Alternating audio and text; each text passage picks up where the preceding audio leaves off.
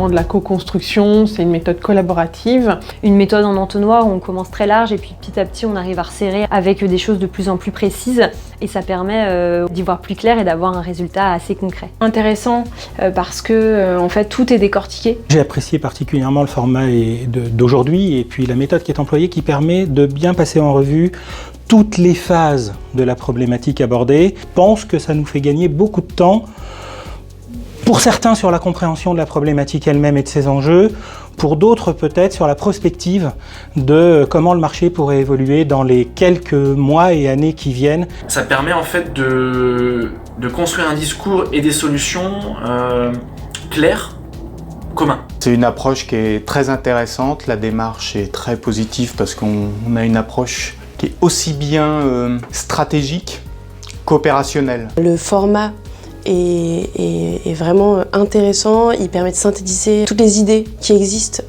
à date sur le sujet. Ça va au fond des choses et ça c'est un vrai plus.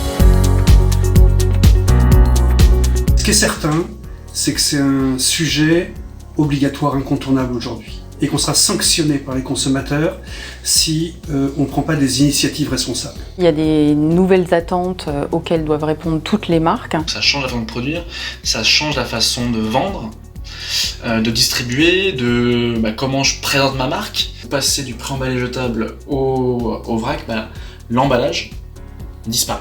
Donc ça demande de réinventer aussi son marketing. Je suis assez impressionné par le fait que les industriels et les distributeurs prennent en main leur destin ensemble. C'est qu'on peut essayer de ne rien oublier des différents enjeux qui peuvent être adressés, des enjeux organisationnels, d'exploitation à proprement parler, il y a des enjeux de back-office, il y a des enjeux réglementaires, il y a des enjeux stratégiques. Alors même si on ne dévoile pas forcément l'intégralité des enjeux stratégiques, on a quand même des stratégies de transformation qui peuvent être communes. Des ateliers qui sont très intéressants parce que ça permet de mutualiser des réflexions qui sont communes à tous les acteurs du secteur.